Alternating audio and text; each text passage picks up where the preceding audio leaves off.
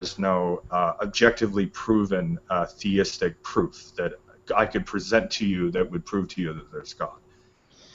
Oh well, no, okay, no proof. But if you were to take a guess, or is there some kind of faith that would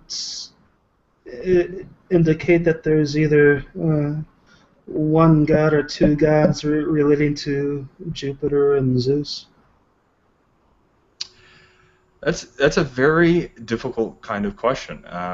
Approaching it purely from a historical, anthropological, and comparative religious kind of context, that is something that has been debated a lot, and it's not always inherently clear.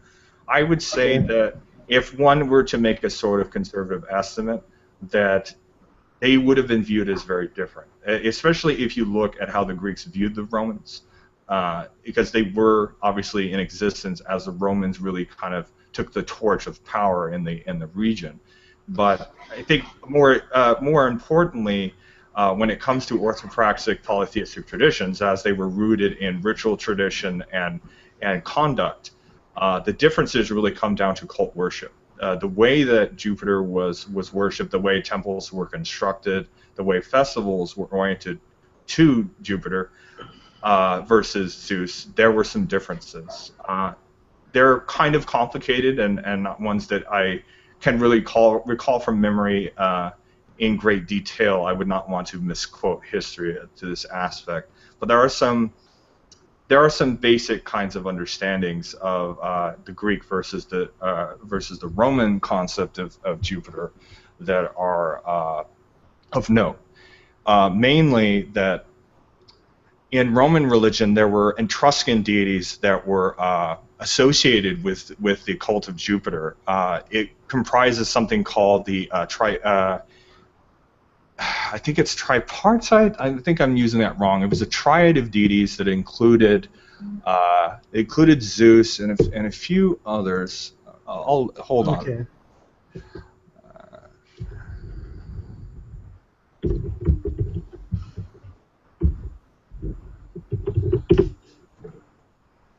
Okay, it was called the Capitoline triad, consisting of Mars, Quirinus, and Jupiter. Quirinus, we're not really all that sure as to his purpose, but it is often suggested that he was a form of Janus, who was the two-headed god that was the sort of god of crosswords, similar to how Hecate was to the ancient Greeks as an underworld goddess. And he was honored oftentimes at the beginning of the year, hence January. Hmm. So that the cult of Jupiter, as it was associated with the Capitoline triad, is different. The times in which Jupiter was honored, contingent upon that area versus ancient Greece, were definitely different. That's really what it comes down to. If you want to see a difference between two similar and coexistent cultures, similar to the ancient Sumerians as they correlate to the Babylonians, for instance, or earlier kingdoms of Egypt to later kingdoms of Egypt, it's going to come down to cult worship. It's going to Yes. come down to how the god is worshipped. That is the area in which we have the most evidence, the most representation. That's what we are able to make educated guesses about how those people viewed those gods. Yeah. Uh, so I do draw a distinction between the subjective reality, something that exists purely in our minds, something that's a construct of human thoughts, and objective reality. Objective reality exists and does not change, regardless of whether or not we believe in it or whether or not uh, we believe something different from what it really is. If we change our beliefs, the objective reality does not change. Do you have that view of the gods? Do you think that there's some kind of relationship between what cults believe about the gods and the way the gods really are in the objective reality? Well, there's a view amongst various polytheistic beliefs, and it was especially true of the Greeks, that the beginning of wisdom is knowing what you do not know. to always have a certain sense of humility about the absolute truth of things, and that by trying to state absolutes in their entirety, it is a sort of hubris. It's an arrogance. So that was why there were so many different interpretations. That was why their religion was orthopraxic, focusing on ritual and conduct and less on orthodoxies and traditionally understood beliefs that are to be held and adhered to strictly. I hope I'm not sounding redundant here, but so I think it's more that they take on faith that there is an objective reality to the gods, one that they interact with through ritual and sacrifice. But it was understood that the vast majority of what we can kind of understand mentally is a subjective understanding of an objective reality. That we do not possess enough as mortal beings to be able to understand the objective reality of the gods in their entirety. Yeah, and that would be true of the universe as well. There is like an objective universe, an objective world. Like the world is approximately spherical, whether or not we all believe it's a cube. If we all believe it's a cube, then the world is still a sphere.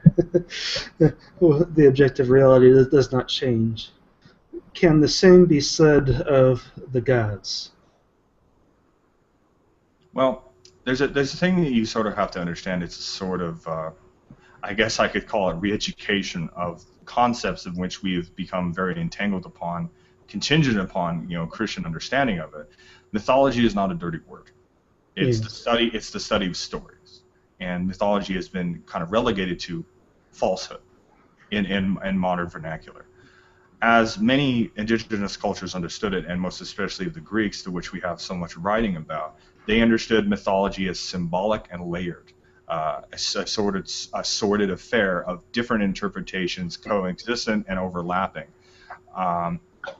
And they were very open and vocal and transparent about that fact. They had poets who wrote different mythologies that were viewed as inspired of the objective truths that we do not fully understand, but they were never viewed as absolutes. They were never viewed as this is the objective reality of the gods, that Zeus isn't literally going around fucking 50 different people. It's meant to be viewed as a symbolism to understand higher spiritual truths. So there's a lot of symbolism involved in religious mythology. Absolutely. And does the symbolism represent something that's objectively real, independent of what people believe? Because we can have symbology for the shape of the earth, like we can have a symbol, like a metaphor that it's a ball, or we can have a metaphor that it's an ice cube. And the metaphor may be incorrect or correct, but it has nothing to do with our beliefs don't affect the way it really is. The objective reality does not change regardless of our metaphors, regardless of our beliefs or anything else that's in our minds. Well, there's some things that you have to obviously take in mind with society as a whole. We've gone through a great deal of progress over successive centuries, over thousands of years, and the cultures that created the Greeks, the classical Greeks, and the cultures before the even archaic Greeks were going through various evolutions, abolishing human sacrifice, having a democratic system of government, abolishing tyranny within government, and at least fighting against it and trying to create better systems of ideas. And as that was happening, science was being created.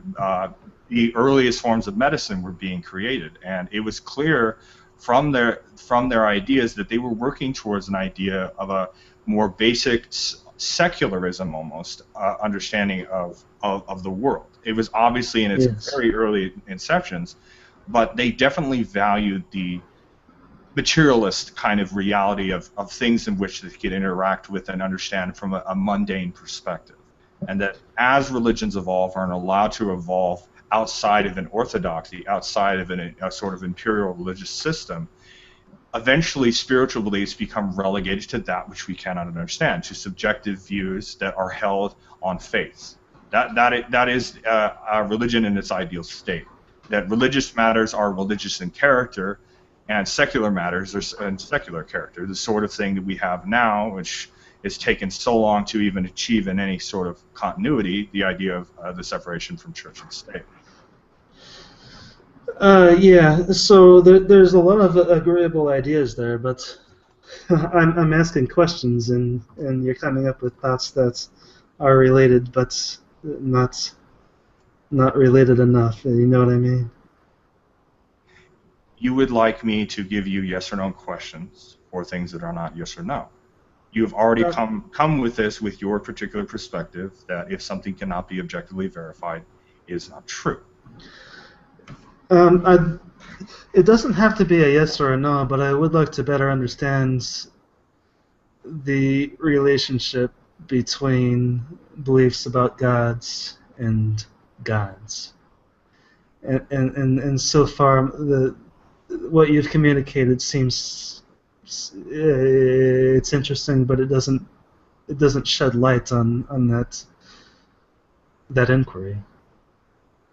Well, ask more specific questions, and I'll be able to field those questions as best as I can. You're asking very, very generalized questions, which are contingent upon cultural understandings, upon historical developments, upon government, upon language. These are not easy questions to answer, especially when you're dealing with ancient cultures prior to Christianity. Okay. I thought I was clear with the questions, but maybe I can find another way to formulate it. Suppose all human beings died in a nuclear disaster. Would there be just one way and only one way to describe the gods? Just like there maybe, or there seems to be only one way to describe the shape of the planet Earth.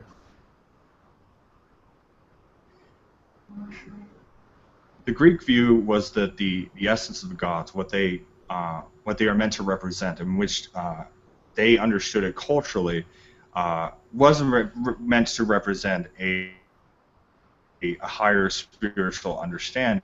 As with the Greeks and the ancient Egyptians and many other polytheistic cultures, they frequently associated their gods with one another. They were able to see, at least in a limited extent, that their gods had shared relationships, often to the extent where they may have viewed, at least from what we've been able to ascertain, that their gods are the same. Hence why several deities were syncretized in the Greco-Egyptian period, and basically during the late Roman period. They were able to see that gods were the same. Hermes and Thoth, which have some very different qualities to them and definitely different functions within their respective mythologies, were correlated together because of their shared aspects. I understand this knowledge comes from the ancients, and they had all these various ideas about the gods. So the premise of the question was everybody goes extinct. Every human being dies. What are the gods? He wants to know what and not who. You're giving them who. He wants to know the what. Is that what you're getting at, Abel? It could be what or who. The point is the gods. How do you describe the gods? Is there just one way to describe those gods? If every human being on Earth went extinct, went dead. That's an impossible question to answer.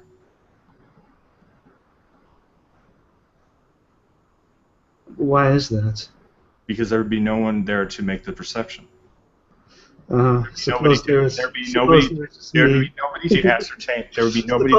Suppose I hit the red button and I was in a bunker and I killed everyone else and I'm the only one observing the gods. Would there be only one way that those gods?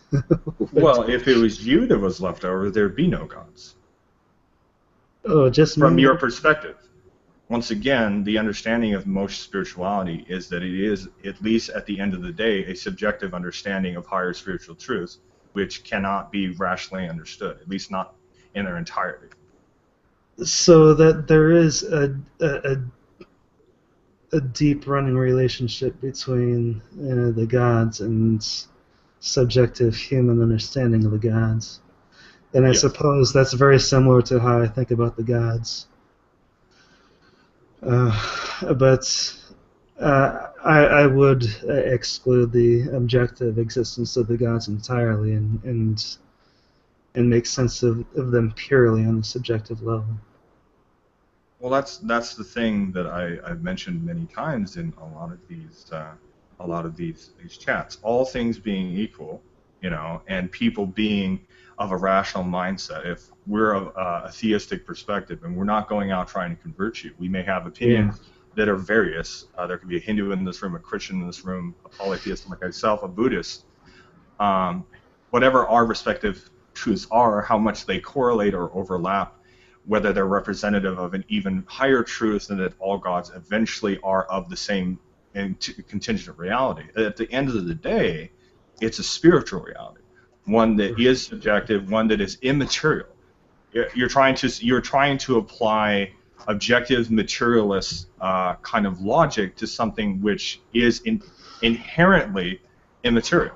So it is obviously at some point taken upon faith and by spiritual experience, one which you may or may not have experiences that confer that belief. Okay, that finishes my line of questioning. Thank you for that.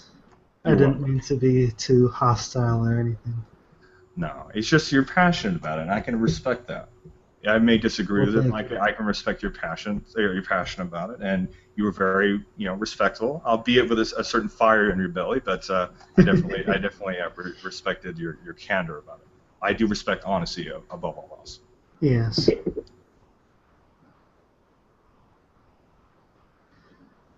I'm gonna take a whiz. I'll be right back. Okay, hurry back.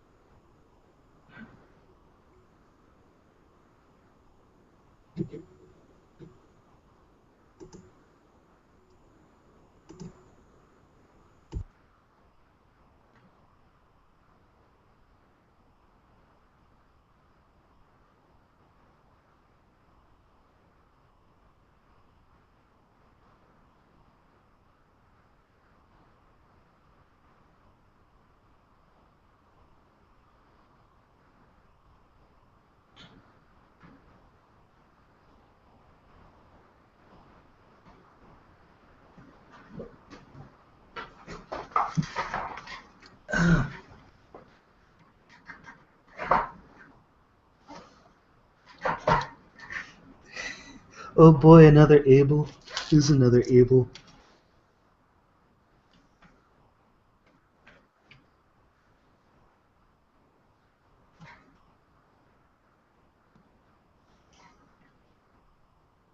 Hmm.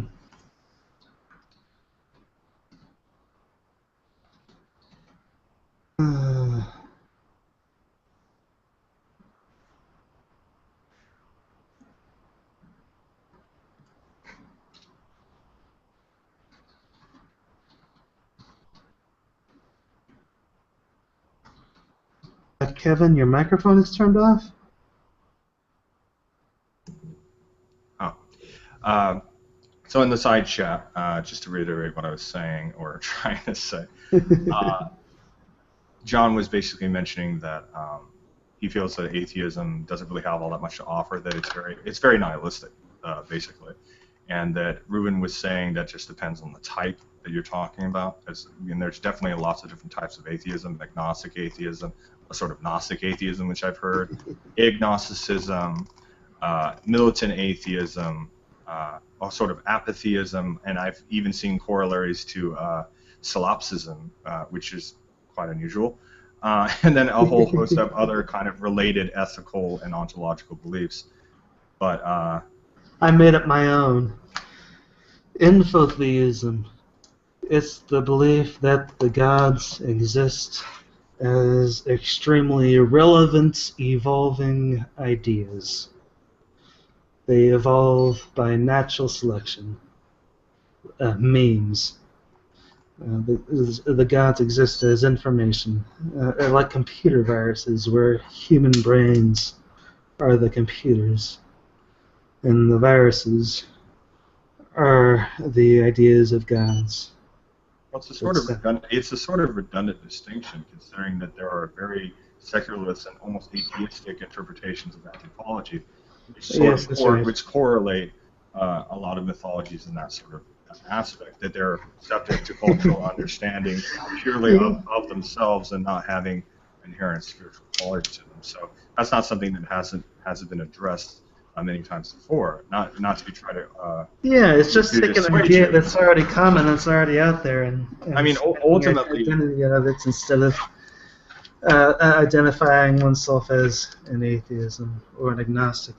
Well, I think that there's a sort of understanding that may be valuable to you as an atheist from the perspective of a theist. To us, these sorts of permutations of atheism, these sorts of varieties and subtypes, seem entirely redundant, largely becomes the whole basis of the atheistic worldview, or at least in the modern era, is materialistic naturalism, that all that exists is the world, that death is final, that there is no God, there are no spiritual contexts, there is no spiritual interaction on any sort of level. So ultimately, to us, you're just basically a person that believes that there's nothing else other than mundane matter. So these sorts of distinctions, all they really tell us is that you have different levels of assholeness. If you're more of a sort of agnostic or agnostic atheist, you're probably just going to be chill and not going to give us too much shit. But if you're on the sort of Gnostic or anti-theist spectrum, we stay the fuck away from you, because we know that it's only going to be a debate where the burden of evidence is applied to us, even if we're not trying to convince you of our beliefs. Yes.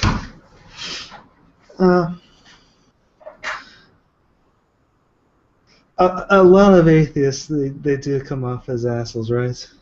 I'm no exception. If I engage in a discourse where both me and a non-theist are deliberately trying to have that sort of debate, where we both agree upon these sorts of terms and boundaries that we are going to debate our perspectives from one another, then that's definitely a rational and logical source of philosophical inquiry. But in a lot of cases, from my perspective as a theist, and most especially as one who's not a fundamentalist Christian, who's not even a Christian, I often feel like I'm being surrounded and attacked by atheists, purely because something on my profile or something that I mentioned precludes a spiritual belief. And I imagine you get a lot more shit from atheists than they do from Christians, which I think atheists would find hard to believe, but I would believe it. Well, what's really kind of upsetting to somebody like me who practices alternative spirituality, which is very minor, very small, largely existing through online communication and correspondence, not having temples, not having 501k status in the Americas, or anything that world religions are afforded, we feel sort of we feel really sad, because our beliefs are not the kind of evangelical Christian type, and we're not trying to go out and convert people. I'm not going door to door and saying, have you heard the word of Lord Apollo? I mean, I'm not doing that, because there's nothing in my faith that's about that. And a lot of the ideas, as I've described to you, are not in direct conflict with science. Clearly, the ancient Greeks and the Romans were attempting to have scientific understandings of things. They didn't have a flat or a 6,000-year-old concept of the universe. I mean, there were atheist philosophers in pre-classical Greece. I mean, just to give you an example, there were pantheist Greeks, there were Epicurean Greeks who were almost deistic. There's a whole variety and whole host of things that were common amongst polytheistic beliefs. Obviously, the Greeks are those of which we're able to actually see, but it's definitely suggested on other indigenous faiths that there was a considerable degree of interpretation that was allowed.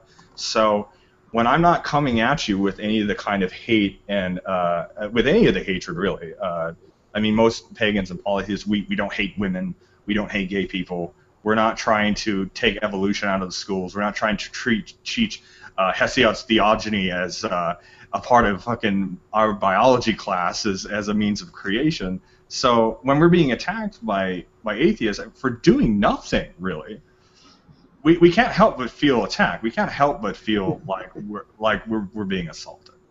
And I'm going about this in a very rational, very calm manner, but there are quite a few who don't feel quite as kind about it as I do.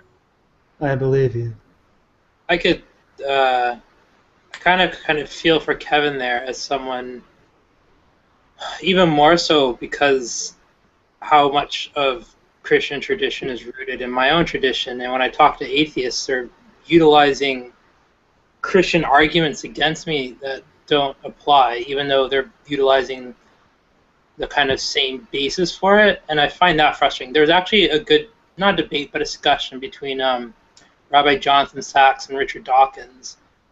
And Richard Dawkins just puts arguments against essentially a Christian view of the Bible, and Rabbi Sachs is like, yeah, I agree with you. That makes no sense. That's why I'm not a Christian kind of idea.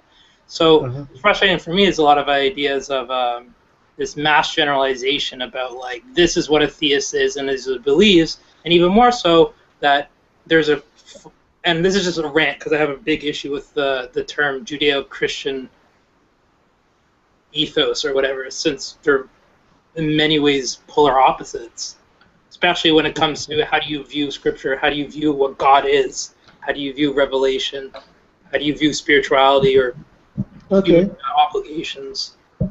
So maybe it's your turn. Can you explain the most relevant differences between Judaism and Christianity? Viewing the Bible, let's say for just the Tanakh, the Old Testament, viewing that it's the Word of God, viewing that it has to be a literal text, and specifically viewing that it's the traditional viewpoint that it is literal text. And it's also a lot of things that Christians do is they superimpose a lot of doctrines, not that aren't even religious necessarily, into the texts that aren't there. Like Kevin said, believing that the creation account is literal, or that people have only been around for 6,000 years. Yes. Something like that. Which isn't against, it's not the atheist fault, it's just haven't been exposed to it, but it's just like so cyclical for me that's frustrating.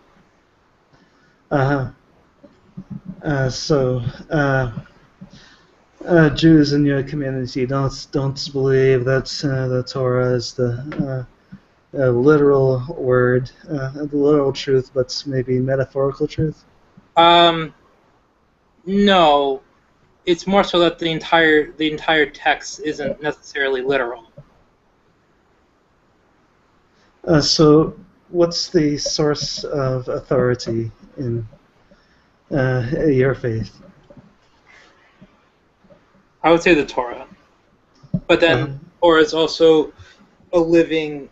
You have like the Torah, and then you have things that come after that are also important into looking into the Torah. So many sources of authority. Is that many texts, or? I'd say many texts and chains of tradition, but they all are they can't deviate from the Torah. They have to be held accountable based off of the Torah. Their ideas have to fit into it somehow for it to be acceptable. That's kind of like the starting ground. You can't just be I don't know. So what do you make of the creations? Do you accept the documentary hypothesis that there's actually two creation stories? No. How do it make sense? Okay.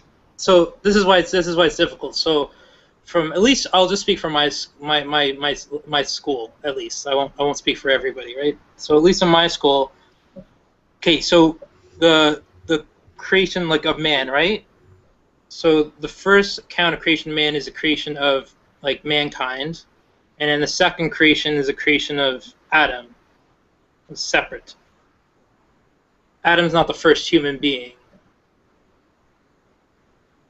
It's representative of Adam Kadmon, right? Which is the first spiritual man. The enlightened man. So like in the Babylonian Talmud. So this is why it's a good example to use, because it's predating any kind of biblical criticism or reaction. It's not reactionary theology. It says that there's roughly 974, 980 generations before Adam was created. And then if you just look in the text, the easiest argument can be made is like when he sends him out, he sends him out to all these nations. Like he sends him off to the land of this people and the land of that people. So it's like who are these people? Kind of, and like where did their children get their wives?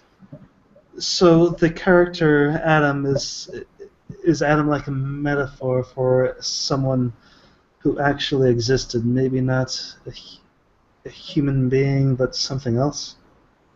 No, I would say at that point, that Adam was a Homo sapien, but biologically the exact same as all other Homo sapiens living. But the reason why he's singled out as a created individual is because he has it's more of an intellectual or spiritual concept that he was kind of like created as the benchmark of humanity.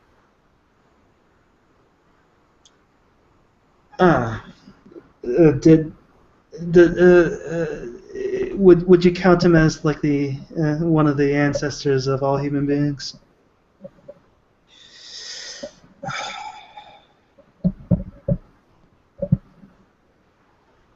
It's kind of complicated. I would say yes, but it's not to necessarily mean I'm talking about a biological ancestor. I believe since bloodlines were mixed so much, I think it's more of a how would you say, it's more of a metaphysical DNA than actual literal DNA. Interesting. So him spreading his seed is spreading like this kind of elevated way of thinking, if anything. Is there a name for your particular version of Judaism? Okay, so I would say I'm a halachic Jew, which is also called a rabbinic Jew sometimes. Specifically of the Gaonic school of thoughts, and more precisely, I'm a rationalist, I guess. Okay. But I don't like that term. Reuven spelled it out, halachic Jew. That's actually new to me. And I follow.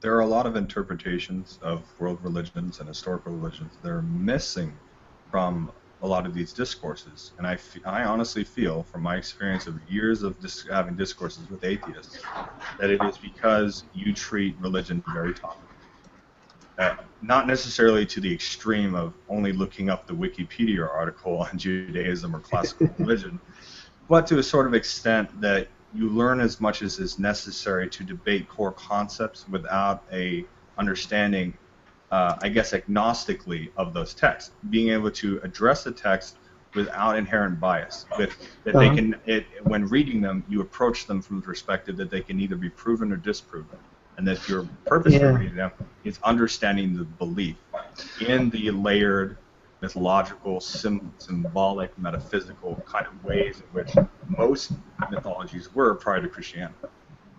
I think there's some truth to that. Almost any time I encounter a new idea, I try to think critically about it. Sure. Is it right or wrong, or is it just maybe? And how well does it fit with what I already know, and how well does it fit with the evidence that's out there?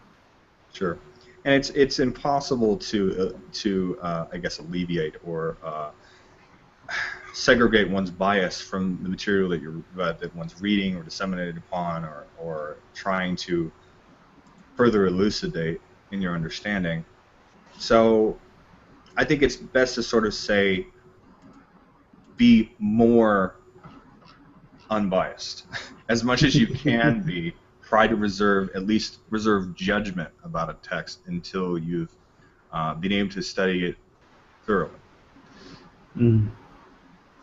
It's too bad we have a certain amount of people, more or less. I'm not too sure how well rooted it is in academia. I've been finding a lot that kind of scares me, really. But there are people out there that apparently say that impartiality is bullshit, and no one can be impartial to any such degree, so therefore trying to be impartial is a waste of time. I'm not too sure how prevalent such people are in academia, but they're enough to a point, and they have enough personal funding for themselves that kind of make me at unease with it. But yeah, it doesn't seem to be big in biblical studies. It seems to be more big towards other areas of humanity, such as the role of women in society, or things such as the political history of certain political movements throughout history. There seems to be a lot in that. So it seems to be more about that than actual apologetics. Apologetics seems to have been roundly rooted out, and has been marginalized in many of these academic areas. I'm not too worried about that.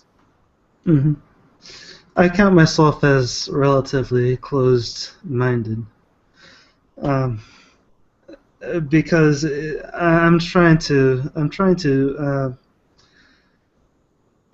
know and believe the truth, the general patterns of the universe that are true, and not the ones that are wrong. And I figure there must be one and only one objective reality. Like, even if there's multiple universes, there's only one set of multiple universes, and the universe would be independent from what we believe subjectively, or else I don't think I could make sense of it. Which is why so many atheists and Christians debate with one another, because they have that absolute view, that they are seeking so strongly an objective, sort of truth that is completely inconsistent with the way other religions and philosophies saw the world. It's very, very much relegated to those paths. I would also obviously include Islam, which sort of takes a lot of that sort of element from Christianity, or at least through influence. I tend to reject such notions that atheism is anything. I would rather affirm that atheism is simply just something more of a reactionary thing towards fundamentalist Judaism. To fundamentalist religions, such as Christianity. Those who tend to have the most to say about certain religions in a very negative light tend to be those who came from a very fundamentalist background. Yes. So who tend to hang out around fairly aggressive atheists. Categorically. Almost overwhelmingly so. That's the case. Yeah. I almost never interact with an atheist who has not had a overwhelmingly negative experience with religion. That's almost always the case. And like you said, it is very much, and this is a view of many, especially non-Christian theists, that modern atheism is directly a reaction to fundamentalist Christianity, or even just Christianity, and once again, Islam as a whole. These sort of absolute monotheisms, exclusivist monotheisms that we have today. Mm-hmm. So it is a sort of disconnect for us encountering atheists, and a lot of it, from our perspective, are people who spend the majority of their study of religion on Christianity and nothing else. Right. I'm thinking there could be like a personality type that tends to value truth and be hostile against things that are perceived to be untrue. Like so many atheists, it's not just religion that they're hostile against. They're also extremely hostile against pseudoscience, uh, anti-vaccination groups. They're extremely angry and hostile against them. They're hostile against people who oppose genetically modified food. They're hostile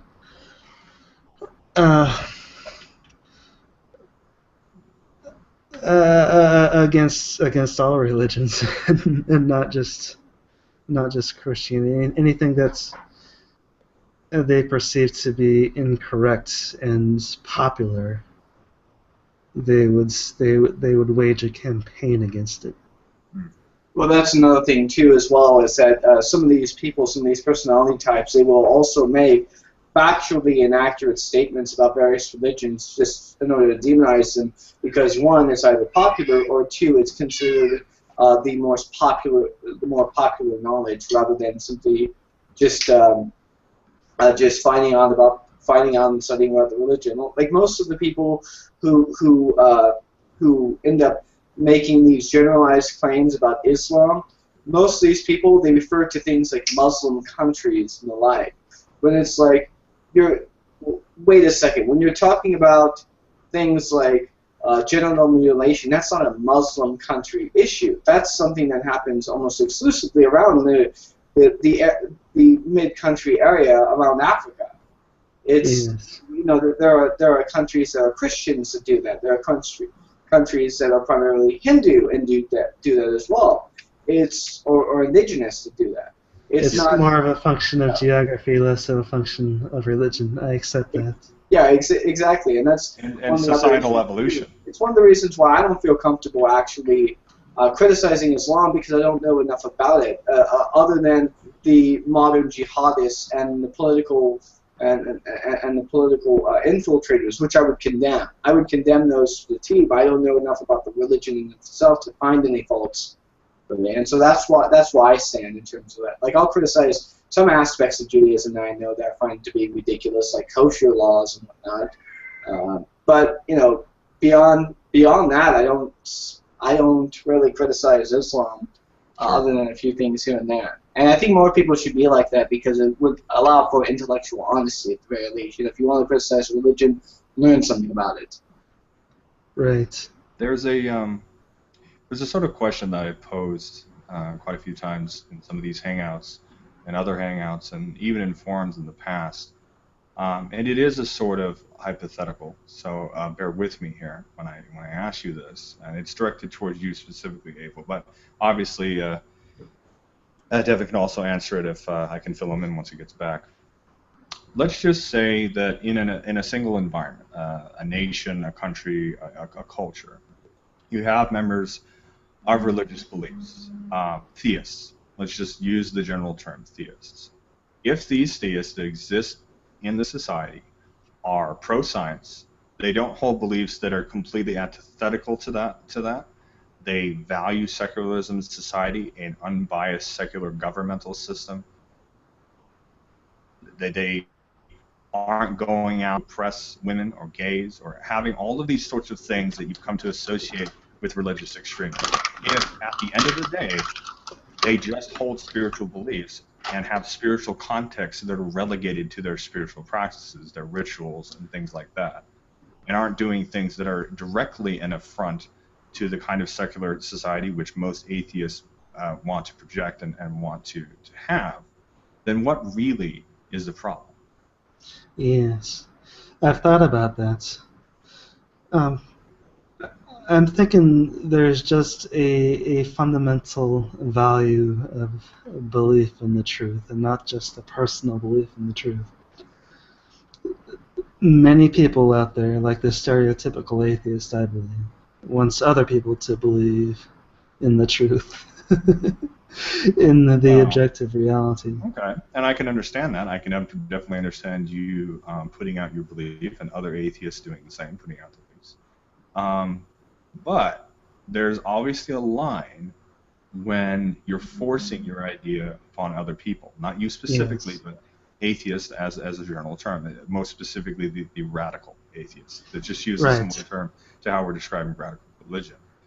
And regardless of the truths of, your radical Christianity or radical atheism, the actual behavior itself to which we define ethics in a meaningful and free society are the same.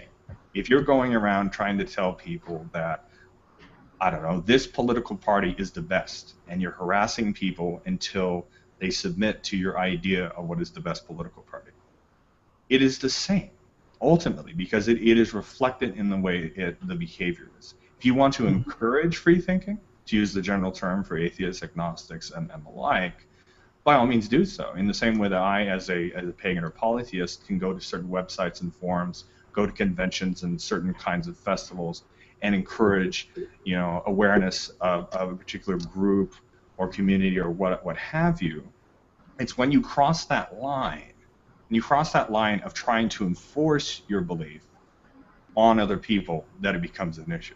And that is why so many of us, basically either progressive Christian, non-Christian theists, or basically any kind of non-fundamentalist religious person, we view you very much in the same form as the fundamentalists you claim to fight against. Yeah. I think atheists have gained a lot more visibility and power with the rise of the internet, because the personality type that tends to be an atheist would be that personality type that tends to be hostile against religion. Not easy to do that in one's own personal life when you can only talk to friends, family, and coworkers, and you don't want to become a social pariah in one's personal life, but you can be that way on the internet. You can be. Let me ask you a very pointed question. Say I open up a forum for alternative spirituality, not even a specific path, alternative spirituality, and as it's a forum, it's contingent upon people being able to join fairly freely. They may have to actually be, they might have to send a request and be approved for that, but they can jump in and have those discussions. If we, as a part of this forum, are having really meaningful discussions, sharing our beliefs and the differences and commonalities, and you, as this sort of hypothetical individual, comes into this room and just starts a debate, this just starts an argument with people who are not looking for that kind of conversation, do you feel that behavior is justified?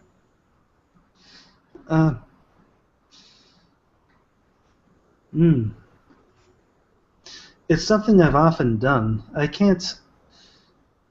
would only justify it from my own subjective morality, where I would take it as something that's worth it for me, but it would be being a dick to so many other people in the room.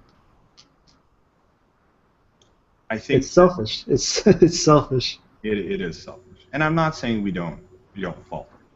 Me as a Reconstructionist, a very traditional polytheist, I've entered into discourses with Wiccans and very fluffy New Age types and debated against them because a lot of the things that I've seen have been kind of asinine and very substanceless. And yeah, and I've definitely done that, and I felt bad about that. I'm not saying that people don't make mistakes. I'm saying at the end of the day, when you assess yourself and your behavior, can you ultimately come to the conclusion that that sort of behavior is probably not a good thing? Right. No disagreement there.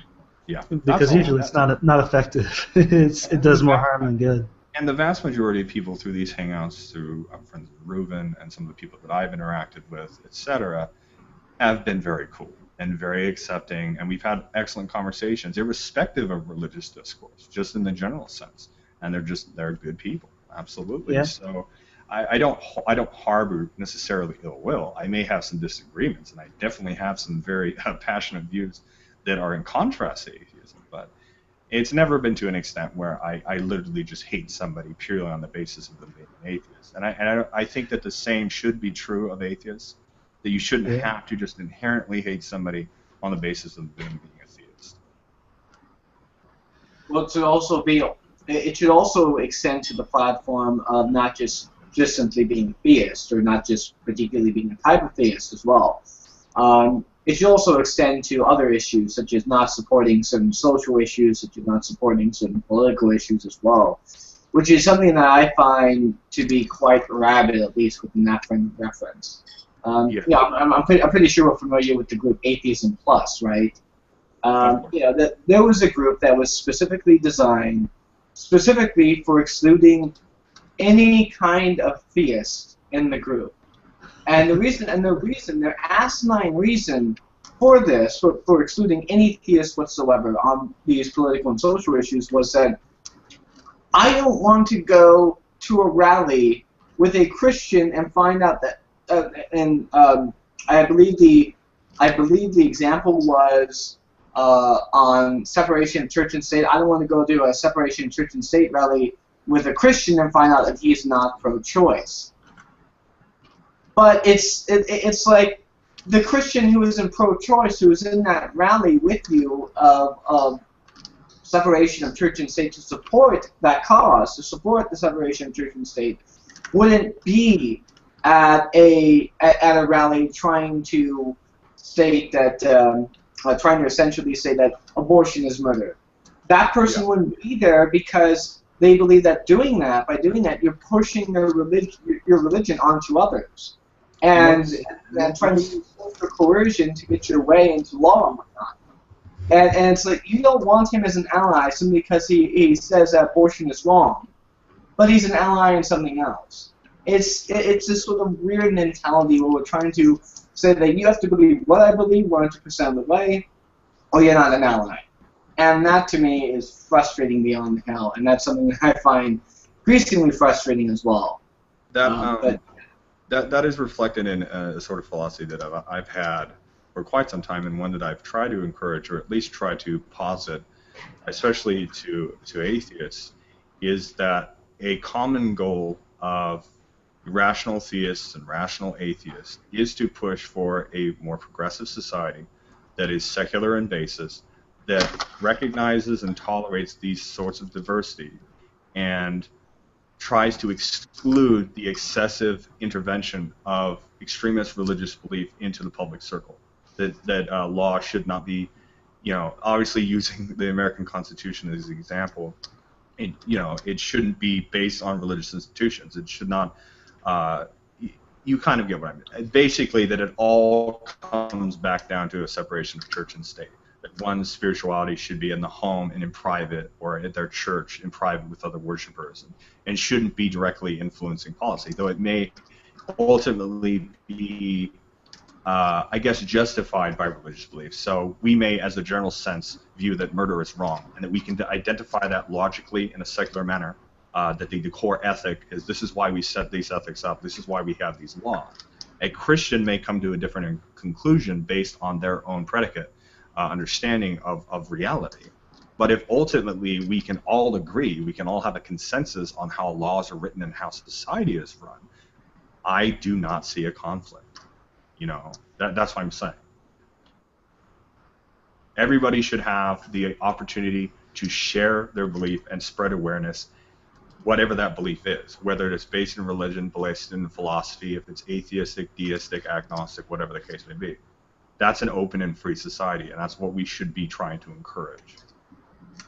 Yeah, and one of the I absolutely perfectly agree with that. I even agree with the idea that that even radicalized forms of belief should at the very least be expressed to some degree or another, so long as it's not, so long as it's only in the realm of dialogue and talking and discussing things. Once it starts reaching the area of propaganda, where you're trying to fund propaganda think tanks into swaying political discourse into a particular area that's in your favor and whatnot, that's when it needs to be curbed, because at that point you're no longer trying to sway through discourse. You're trying to sway through the advent of propaganda. And I would not just apply that to religious individuals. I would also apply that to economic philosophies, such as communism, technocracy, capitalism. I would apply that to political parties, such as the Conservative Party, the Republican, such as various conservative parties, the various liberal parties that are out there, primarily the Democrats, I would apply that to all areas. If you're going to try to sway public discourse via propaganda, then that should not be allowed, because at that point, it's you're using psychological and social techniques to sway public opinion as opposed to grunt and evidence for your argument. Yeah, an actual discourse using logic and reason and consensus building, which is what society is supposed to be built on, especially with our current understanding, with a much more developed and precise understanding of social dynamics and technology. So yeah, and I absolutely agree. It's a sort of funny thing. I guess I just never really. I mean, when I was a teenager, I'm sure I had my anger. I mean, I would definitely do things that were incredibly rebellious against, the man or against religious authority. Obviously, within the context of somebody who was becoming pagan. But as an adult, if Joe Blow down the street or whatever his last name is, it disagrees with my lifestyle. He thinks that me being a homosexual is wrong. I can't change that. It really doesn't affect me. I might not like the guy. I might have a certain distaste for the individual in the way that he may for me. But it's when he starts trying to enforce his opinion over mine and try to restrict my rights and privileges as a voting citizen that I take issue. And it's interesting because a lot of just using that as an example here, a lot of the Christians I've interacted with, the progressive Christians, very sane, Catholics, Episcopalians, the sort of traditional yet very open, kind of tolerant kinds of Christians. I've met a few of them actually who have said, I'm for, gay marriage being a thing, even though I disagree with it, because they believe in the free exercise of law.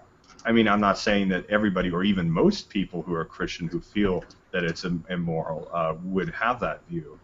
But I do think it's something that could be an excellent compromise, that ultimately you have your beliefs irrespective of law, and you don't necessarily have to honor it. Hence why, and I've made this argument before, if government as a secular institution can establish whatever contracts it wants for two individuals or even multiple individuals if it ever comes to that, that's in place, religions can set their own standard.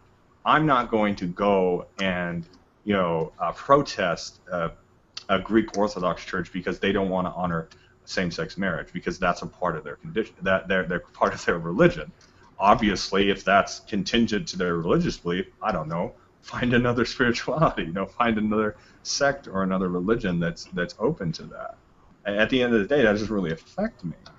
I'm sure there's some gray area, like people who are raised culturally Greek Orthodox, using that example, who want to feel accepted in their faith, but there's really not much you can do if that's the consensus of that belief system.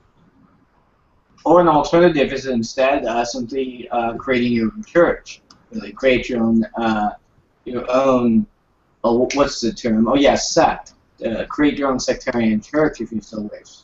That's another alternative too, and that has happened as well.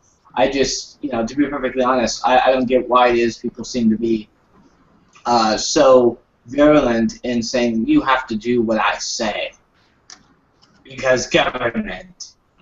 No, I don't. As long as I'm not harming you, it doesn't really matter what my viewpoint is. Yeah. Yeah, absolutely.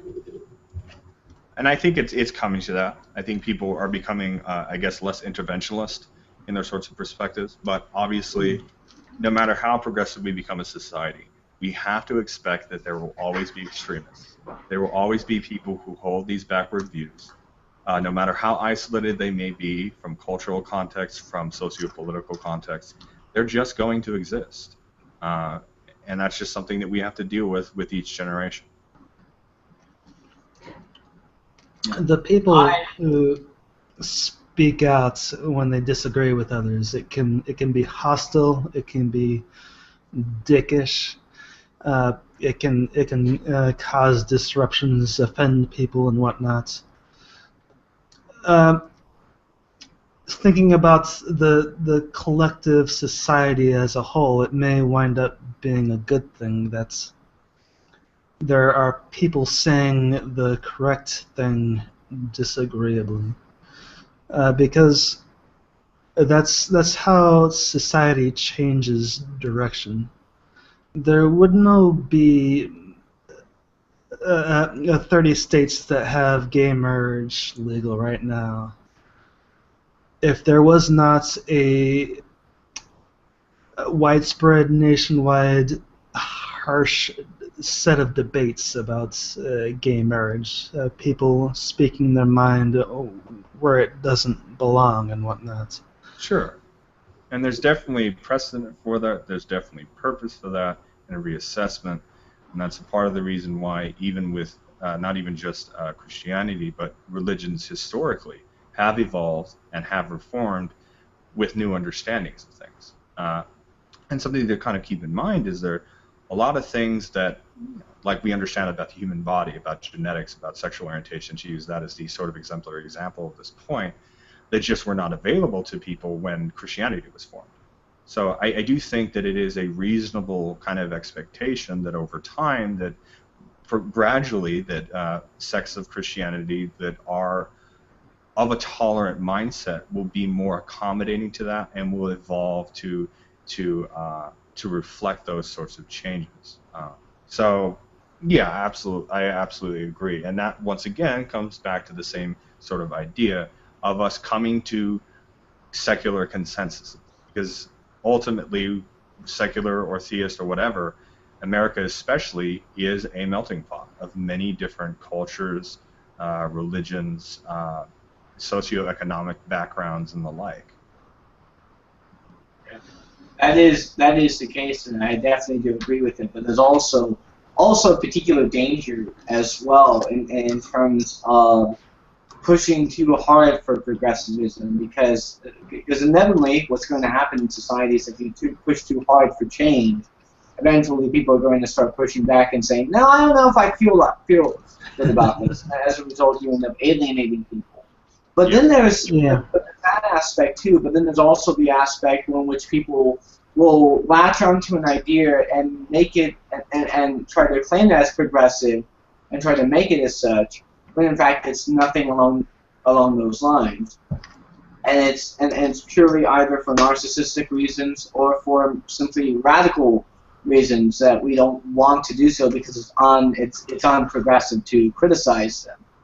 Its primary example would be this whole asexual human being, the idea of the asexual human being. Now, there have been people who have stated something along the lines, well, asexuality is simply someone who isn't like attracted to either or sex in terms of sex, that they have no desire to have sex. And like, okay, well, what is the biological, neurological evidence that this seems to be the case? Because number one, what you're describing isn't asexuality. What you're describing is simply asexual, which is simply the idea that organisms reproduce without sex. Asexuality is not a sexual orientation. Asexuality is simply the way in which we describe organisms giving reproductive cause without sex. Someone like cells. Cells are asexual. In many ways.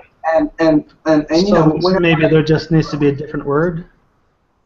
No, it's not just a different word. It's the same word being utilized as a means to say that we have a new sexual orientation, the 50 flavors of sexual orientation. That is, I mean, as far as the LGBTQ community, if you want to choose queer as kind of an asexual, as sort of the sexuality, that's fine. But saying that asexuality is a sexuality, no. The way in which they would define it would be a disorder. And that doesn't necessarily mean that it needs to be treated, but it certainly means that it's just a disorder. If someone is lacking any sexual attraction with someone or has no desire for sex at all, in any sense, maybe to reproduce because they care for the other person, they want children, then there is definitely something going on in the brain that is not functioning correctly, because that's an aspect of the brain specifically. And if you criticize these people, if you say that you're not being, that you're not being open or whatever, if you criticize them and offer these things up, they'll say something along the lines of, "You're not just being progressive. You're against progressivism. You're just a conservative." That kind of stuff. Well, It's it's a dialectic. I'm definitely familiar with that sort of aspect. But there are some things that you, I guess, well, not you necessarily specifically, but we need to sort of take into account with this sort of the arbitration of the concept of asexuality. I think that there are definitely people who have a sexual, they have a sex drive, but the way that that sex drive manifests may, to this sort of normative aspect, be considered asexual by contrast, but it's still definitely sexual. I mean, there are people that I have talked to over the years. They mention that being with a partner who has a similar sort of libido, and for them, sex is far less involved. They may not have what we would classically consider penetrative sex. They may be more on the oral aspect, or for them it may almost be entirely platonic, or at least in the sort of intimate sense, where there's really not a lot of the second and third base aspects that we classically, or at least in the modern vernacular, associate with sex. So I think that there's probably quite a few people who probably would fit that sort of bill, and there very well may be people who do entirely lack a sex drive.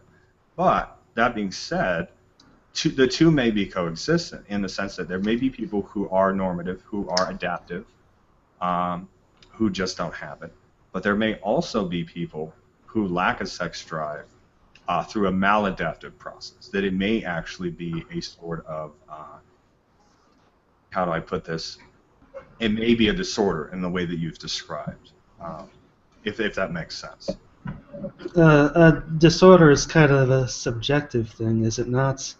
Disorders, at least from a psychiatric perspective, or at least a psychotherapeutic perspective, it's described as any consistent collection of symptoms that detriment the individual's life. That they produce a considerable, I guess you would call it a sort of cognitive dissonance. So it's weird, but like for instance, you could have some people who have features of, say, a lot of, well, I have a disorder, a schizoaffective. So they may have mood and schizoid elements to their personality, to their biological functioning, but it's at such a low level that it doesn't require medication. Doesn't necessarily even require so the judgment of disorder does depend on a subjective value judgment, it seems. It depends on intensity for the individual, how it affects their life, if it detriments them to a significant I'd like to be a bisexual. A bisexual has options. I'm a heterosexual. I don't have a lot of options. If I was a bisexual, I would have more. In fact, if I was there's a certain sexuality where you can be sexually attracted to everything, and I think that I could be wrong, but that could be great. There's a lot of probably what we call fetishes or anything else. But I definitely understand what you're talking about, Kevin, and sort of my problem with the whole sexuality thing in terms of asexuals is that I was reading up on this a bit, and apparently there's not a lot of scientific neurological evidence for this particular thing that people are claiming that exists. So that's one of my main problems. I mean, if it exists, I think we should. If it exists, I think we should try to find evidence for it. But we shouldn't just say, "Oh, it exists. We need to find evidence for it." No. If it exists, it is plausible, right? It's plausible that an asexual orientation exists.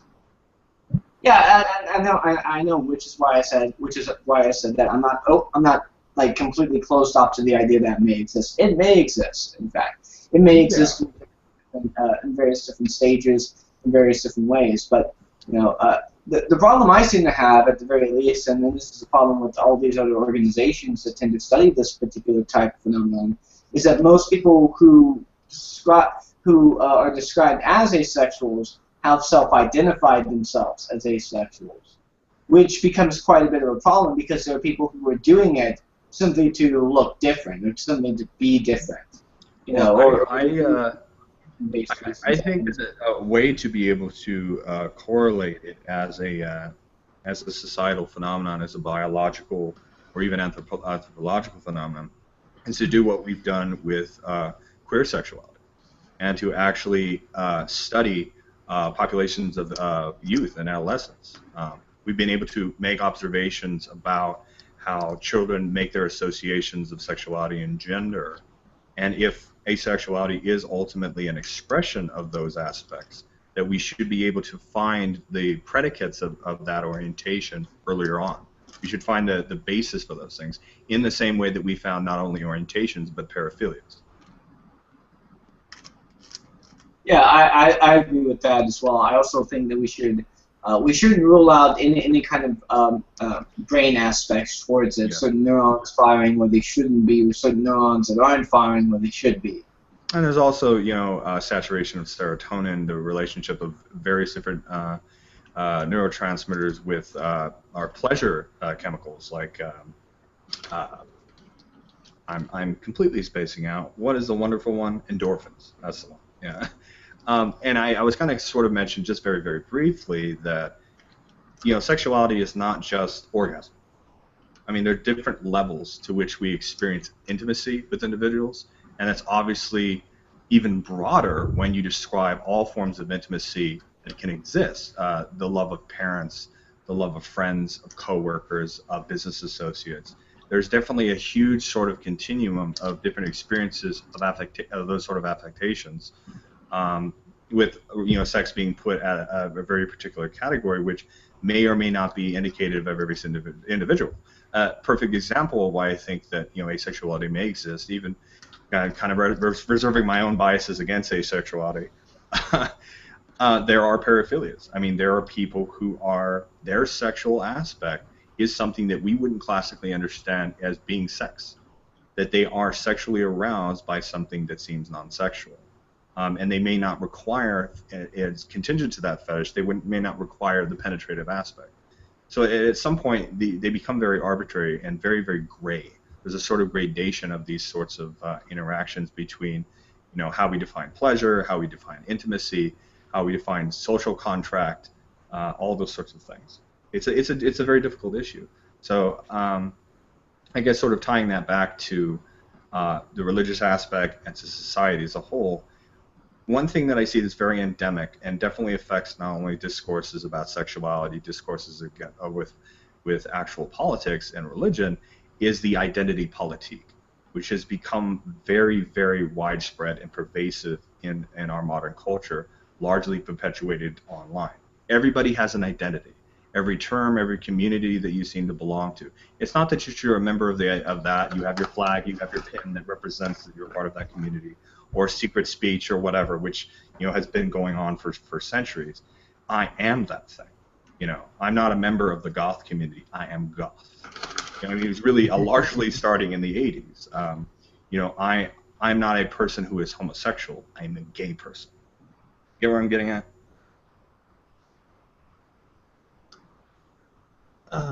So I understand what you're talking about. I have to actually get going now because Alien Isolation just got sent down. And hope that game's as good as it's been, and hope the reviews aren't as truthful. Really. Try to reserve your bias when you're playing a game.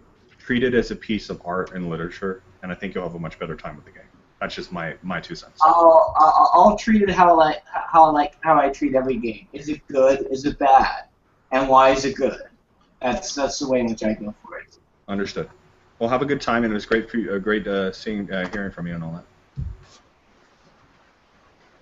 You too, man. I'll add you in my circles there. You seem to be fairly well-grounded in these discussions.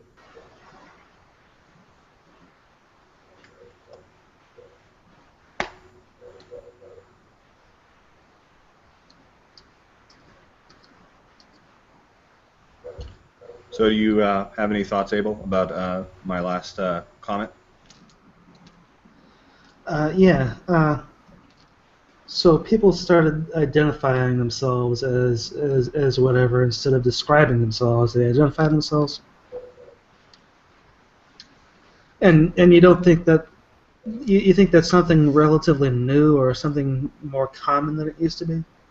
I feel that it's definitely a lot more common. I mean, there has always been identity politics to an extent, but because of how society has developed, it's largely been relegated to nationality.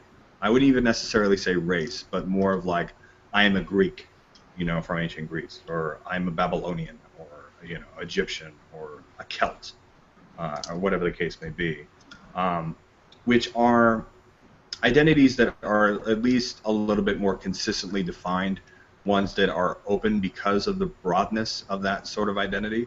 But as society has progressed, as there's more people, there's more technologies, more and more relegated and specific and even small cultures and subcultures have kind of come about through that vessel and have made this sort of identity seem a lot more arbitrary, have made it seem kind of disjointed, trying to associate one's core identity with something very, very specific, which would have, in centuries past or even decades past, would have only just been considered a common interest and not an identity in and of itself.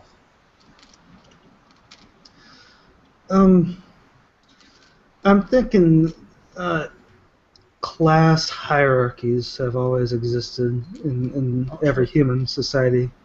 Absolutely. Or almost every human society, and you'd always be identifying yourself as a member of this class.